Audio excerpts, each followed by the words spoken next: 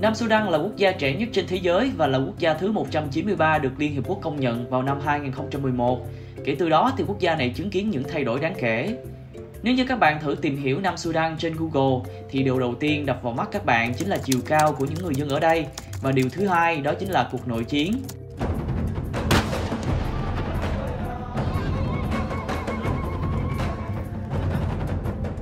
Những tưởng quốc gia này sẽ được hưởng hòa bình sau khi độc lập lần thứ hai khi tách ra khỏi Sudan, nhưng không các bạn ạ.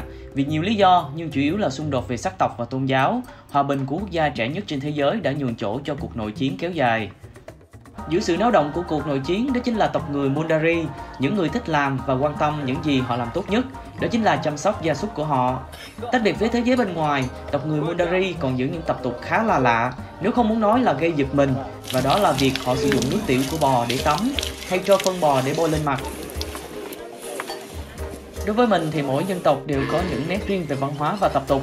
Chính vì vậy, tập YouTube này nhằm cho bản thân mình cũng như các bạn tìm hiểu thêm những điều chưa biết trên thế giới. Nếu các bạn cũng nghĩ như vậy thì đây là tập YouTube dành cho các bạn. Và bây giờ chúng ta cùng tìm hiểu người Mundari ở Nam Sudan làm gì với đàn bò của họ các bạn nhé.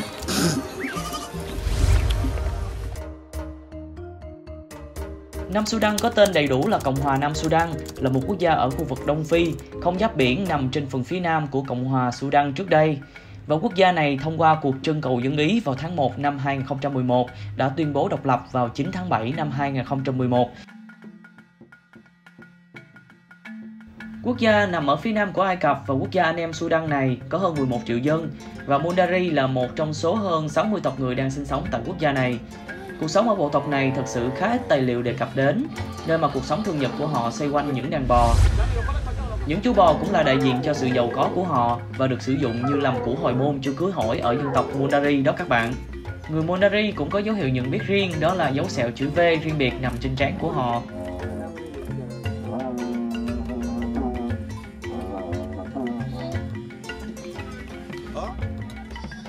Như mình đã chia sẻ thì toàn bộ lối sống của người Mundari đều xoay quanh việc chăm sóc gia súc quý giá của họ. Và người Mundari sống xoay quanh gia súc mang tên Akole Watusi, một giống bò có sừng được mệnh danh là gia súc của các vị vua.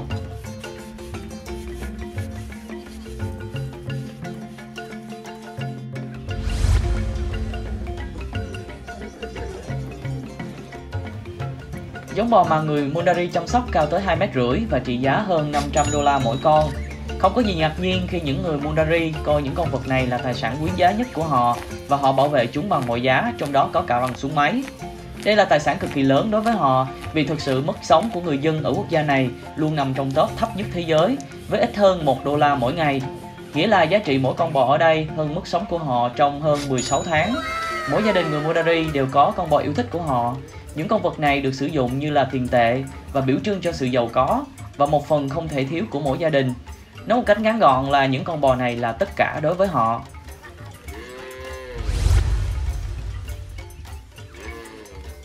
Người Mundari sử dụng nước tiểu bò để tắm. Đối với họ thì đây là một chất khử trùng vừa mang yếu tố thẩm mỹ. Chất ammoniac trong nước tiểu khiến tóc của người Mundari có màu cam và đó là tiêu chuẩn cho cái đẹp của tộc người này. Các bạn cũng thấy những người Mundari bôi một chất gì đó lên trên mặt của mình, và những người đàn ông của tộc người này cũng bôi tro màu trái đào lên da của họ, và tro này là hỗn hợp trộn từ tro phân của những chú bò và đá phiến. Hỗn hợp này được sử dụng làm chất sát trùng tự nhiên và đuổi những ruồi muỗi, đồng thời cho người và vật nuôi chống chịu cái nóng kinh khủng ở Nam Sudan. Ở một mặt nào đó thì cũng có thể so sánh với người Myanmar sử dụng Thanaka bôi lên mặt để làm mát da cho những ngày nóng bức cũng như yếu tố thẩm mỹ. Đối với người Mundari thì những đàn bò được quý trọng và được đối xử giống như những thành viên trong gia đình, và những chú bò này cung cấp chất dinh dưỡng cần thiết cho những người Mundari. Những gia đình ở đây ở chung với vật nuôi, tắm cho chúng trong tro và phải đảm bảo đất thì mềm và sạch sẽ cho chúng. Vào mỗi buổi chiều, vật nuôi sẽ quay về lại trang trại sau khi ăn cỏ và chúng biết chính xác những người chủ của mình và nhà chúng ở đâu. Ở khía cạnh này thì chúng được xem giống như những chú chó trung thành trong hoàn cảnh như vậy, đúng không các bạn?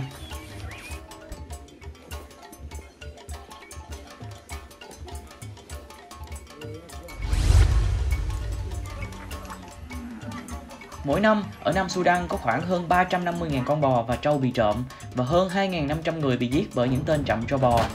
Như đã chia sẻ thì những con bò là thứ quan trọng nhất trong cuộc đời của họ, và chính vì vậy họ sẽ bảo vệ chúng bằng mọi giá. Trên thực tế thì quốc gia Nam Sudan này vẫn hiện đang phải đối mặt với những cuộc nội chiến liên quan tới quyền lợi và khai thác dầu mỏ tại quốc gia này.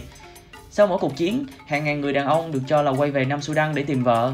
Sự quay về này làm gia tăng của hồi môn, hay nói cách khác làm cho những chú bò càng trở nên có giá trị hơn, và việc bảo vệ những chú bò này càng trở nên nhạy cảm hơn bởi những cuộc cướp bóc chết người. Đất nước Nam Sudan non trẻ này thực sự đang phải đối mặt với rất nhiều khó khăn bởi nội chiến kéo dài và những mâu thuẫn về chính trị. Theo CNN thì mỗi năm có ít nhất 50.000 người dân được ước tính là bị giết kể từ khi xung đột bắt đầu vào tháng 12 năm 2013, với hơn 2,5 triệu người phải di cư hoặc tìm kiếm sự tị nạn ở các quốc gia lân cận. Cuộc chiến tiếp diễn ở Nam Sudan đã phần nào làm cho người Mundari càng trở nên tách biệt với phần còn lại của thế giới. Họ không đi vào thị trấn, họ trụ lại ở khu vực chăn thả gia súc, những bụi cây, và đó là một phần lý do cách sống độc đáo của họ luôn tồn tại. Mâu thuẫn trong nước là nguyên nhân khiến cho những người Mundari sống du mục tiếp tục di chuyển qua bờ sông của con sông Nin Trắng để tìm những nơi yên bình hơn.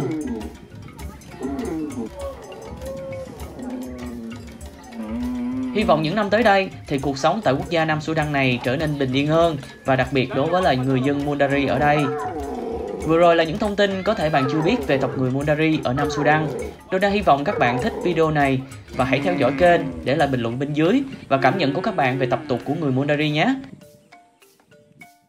Một lần nữa Dona xin cảm ơn các bạn rất là nhiều và hy vọng sẽ gặp lại các bạn trong những tập lần sau.